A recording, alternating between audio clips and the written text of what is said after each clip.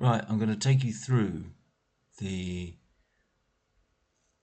initial concepts of next year's John Robin Cup. So I've got the model here, which I'm just reusing last year's data. So all the players are exactly the same.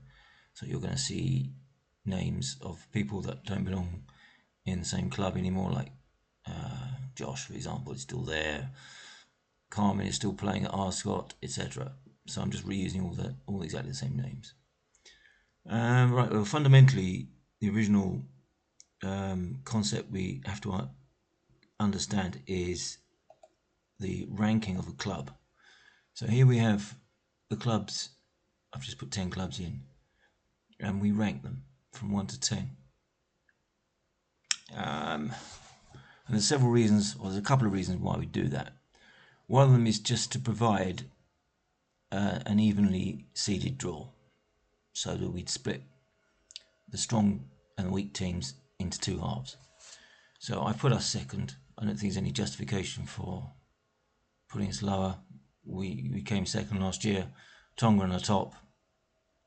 Beerbeck, the other big team from last year, and then we've got this new team Limburg that we didn't know about, but I think they're going to be big, so I'm putting them fourth.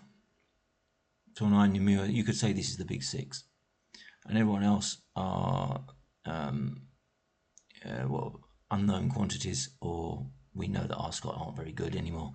I'm just putting them in here really because I want to reuse the data. Okay, so if we now go to group allocation, we will see the impact of the group. What we're doing is we're arranging the teams in order. So we snake down the list like this. So, in other words, on the left-hand side of the draw, we've got Tonga and Limburg, blah, blah, blah. On the right-hand side of the draw, we've got Tavir and Beerbeck and Namur, which gives us a group system where, if you look at us, we've got a team on the right-hand, all our teams are on the right-hand side, and we're all in different groups, so we don't play each other. No club plays its teammates in the group stage.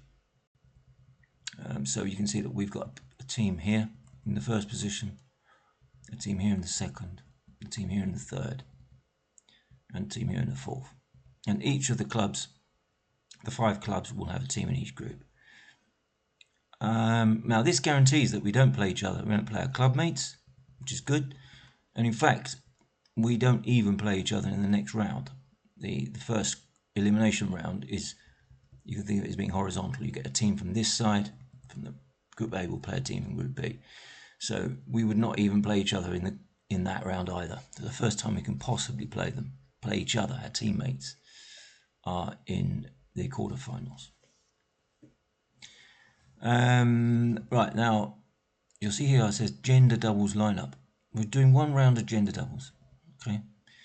And we will be playing against the team that's next in the ranking. So that's the other impact of the ranking. That's why we are seeded to play Tonga. Yeah, and then at the bottom you've got Liban against Arscott. So the idea here is you want competitive games, okay? We could do a random draw. Who plays who in gender? So you're only going to be playing one game. But I think it's better to keep it even. Like the top 2 play each other, the 3 and 4 play each other, etc. And then we're going to get competitive games.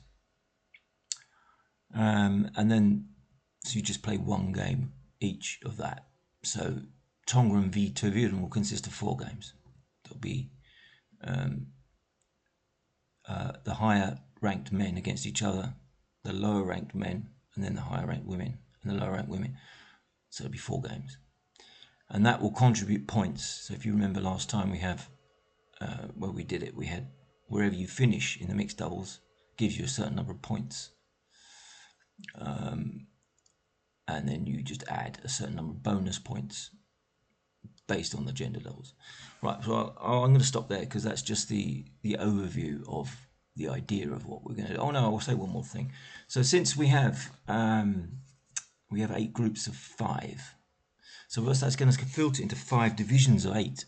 Okay, so if you move over here a bit, we'll see the divisional playoffs here.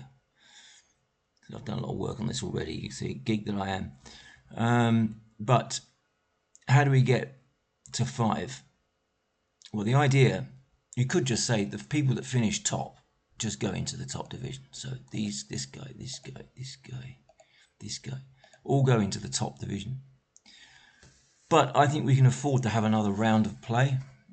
So we're going to have a kind of a last 16 round where the winner of Group A plays the runner-up of Group B, and the runner-up of Group B, Group A, plays the winner of Group A, etc.